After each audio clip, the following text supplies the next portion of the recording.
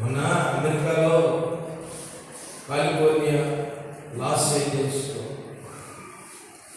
అంత నష్టం జరగడానికి కారణంలో ఒక్కొక్కటి వెలుగులో వస్తుంది.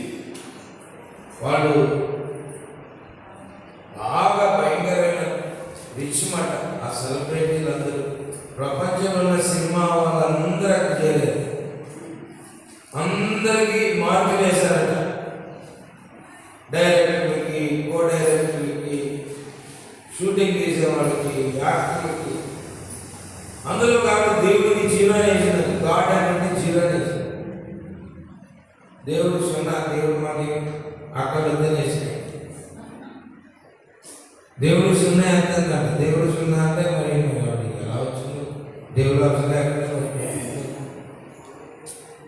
ఆ జరిగిన రెండో రోజే ఈ భయంకర విపత్తు ప్రారంభమైంది.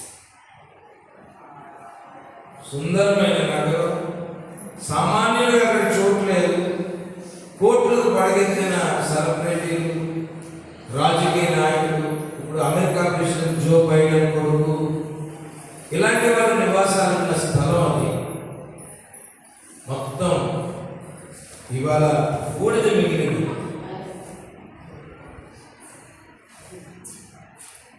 ఏం మిగిలిందండి? దేవుడిని అంటే దేవుడి చేయడానికి దేవుడు సున్నాయిసారంటే మార్పులు అందరికీ పైన దాకా వచ్చి కొన్ని ఆ దేవుడు చదవకపోతే బాగుండు. ఇప్పుడు వెంకటాచలంగా ఉంటాడు. దానియేలు గ్రంథంలో రాజు నెబుకద్నెజరుకి మనోడాడు. ఆడు తన స్నేహితులతో చిరకాలంతో కలిసి విందు చేసుకుంటున్నాడు. కాలుపోతుల మీద ఆ విందులో దేవుడు ఉపకరణాలు తెచ్చి లాగాడు. అక్కడ దేవుడికి ఆ తాతేమో తెచ్చి దేవుని మందిరంలో ఉన్న ఉపకరణాలన్నీ తన దేవతా ఆలయంలో పెట్టాడు. అవి మళ్ళీ అక్కడికి వెళ్ళిపోవాలి. ఇక్కడికి వెళ్ళాలి, అక్కడికి చేరాలి. అవి తెచ్చేది తాగుతున్నాడు. దేవుడికి కోపం. అంతే వాటితో చెరకద్దరితో స్నేహితులతో విందులో మంచి సంతోషంతో విందు మందు వినోదంలో ఉన్నాడు. మనం అరచేయచ్చు, ఎవరికి కనపడలేదు, వాళ్ళకే కనిపిస్తుంది. గోడ మీద ఒక రాత రాసిపోయింది. ఆ రాత చూడగానే కుప్పకూలిపోయాడు. నరాలు వదిలేసిన కరెంటు కొట్టిన పక్షులుగా అయిపోయాడు.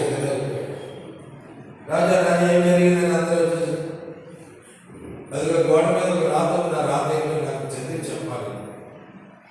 సభ్యులు గారిని విజయగలవాళ్ళు, మాంత్రికులు, గురువులు, బాబాలు, వాళ్ళ దగ్గర ఆ సంస్థానంలో పడి తినేవాళ్ళందరూ వచ్చారు. కానీ ఒక్కడు దాని భాష చదవడం కాదు, చెప్పడం.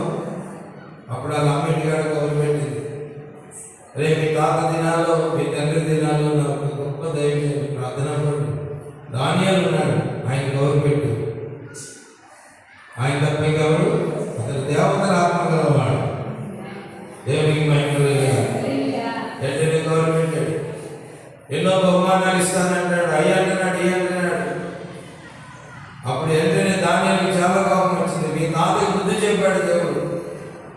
సింహాసనం తిప్పి గడ్డి మేయించాడు. గడ్డి తిప్పి గడ్డి మేయించాక బుద్ధి వచ్చాక మీ తాత మళ్ళీ రాజు స్థిరపడ్డాడు. నువ్వు అలాంటి ఎరిగిళ్ళు కూడా నువ్వు బుద్ధి లేకుండా ప్రవర్తించావు. చూడండి, నీ మనసును గమనించి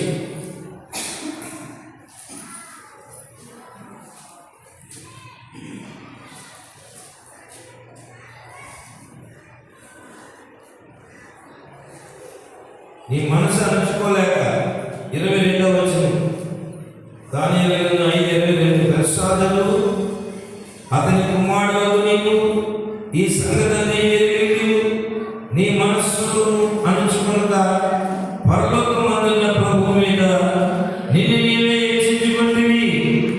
ఎట్లనగా నీవును నీ అధిపతులను నీ రాణులను నీ ఉపపత్నులను దేవుని ఆలయ సంబంధము ఉపకరణములలో ద్రాక్షారసము పోసి త్రాగవలనని వాటిని తెచ్చి గుంజుకొని వాటితో త్రాగుచు చూడనైనను వీరనైనను గ్రహింపనైనను చేతగాని వెండి బంగారము ఇత్తడి ఇనుము కర్ర రాయి అను వాటితో చేయబడిన దేవతలను స్తుతించినది కానీ నీ ప్రాణము నీ సకల మార్గములను ఏ దేవుని వస్తువులో ఉన్నవో ఆయన నీవు గణపరచలేదు.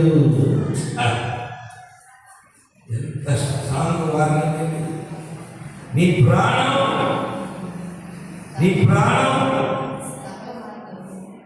నీ మార్గములన్నీ ఏ దేవుని వస్తువులో ఉన్నాయో ఆ దేవుని నువ్వు గణపరచలేదు, స్తుతించలేదు. అందుకే దేవుడు నేను ఈ రాత్రి చనిపోతున్నాను. అది వర్తమానం. దేవునికి ఘనత లేని స్థలాల్లో దేవుని గణపరచుకున్న మనుషులు తమను తాము గణపరచుకుంటే వచ్చే కీడేంటో ఇక్కడ ఒకటి ఉదాహరణ. అపోస్తలుల కార్యంలో ఏ రోజు ఉపన్యాసం చేస్తే ఇది దేవుని స్వరమే కానీ మానవ స్వరం కాదని అతను పొగిడారు.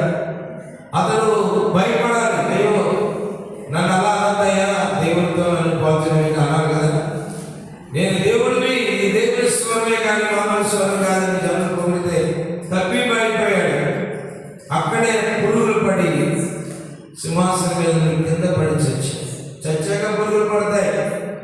అది శరీరానికి, ఇతనికి బతికొండగానే పురుగులు పట్టి చచ్చి. ఎంత ఘోరం!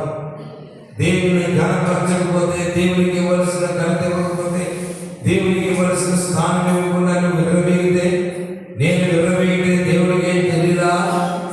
దేవుడేమి ఇరుడా అమాయకుడా? కళ్ళుని చూడలేదా? కళ్ళు ఇచ్చినోడు చూడలేడా?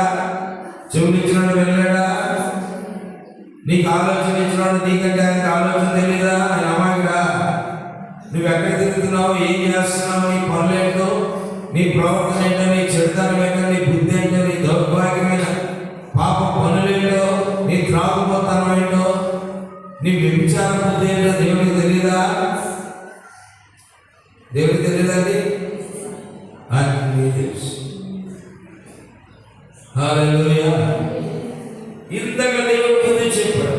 అప్పుడే అన్నాడు, రాయబడిన మాట ఏంటంటే 24 కావున ఈ అరచేయి వచ్చి ఈ వ్రాత రాసిన దేవుడు ఈ వాక్య భాగం ఏమనగా, దేవుడు నీ ప్రభుత్వ విషయంలో చూసి దాన్ని ముగించాడు. తెగేనగా ఆయన నిన్ను త్రాసుతో తూచగా నీ తక్కువగా కనబడ్డా పెరేసనగా నీ రాజ్యం నీ అందరినీ విభాగింపబడి మానవులకు పారిశ్రామిక ఇవ్వబడి వ్యవసాయగా వారి దానియకు ఉదాహరణ వస్త్రాలు తొలగించి అతని మెడ బంగారపు హారం వేసి ప్రభుత్వం చేయవాళ్ళు అతను 3వ అధికారిని చాలించి ఆ రాత్రి అంటే కల్దీయుల రాజు వ్యవసాయంగా ఎందుకు దేవుని గణపరచని కార్యాలన్నీ జీవితంలో నా జీవితంలో జరగకూడదు. దేవుడికి మహిమరాని మనం చేయకూడదు. పిల్లకాయ శాస్త్రం మంచివి, పిలుపులాడిన పిల్లకాయలు కాదు.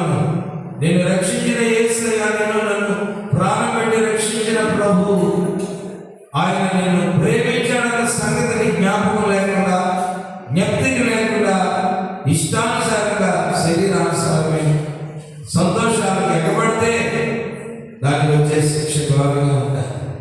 హల్లెలూయా!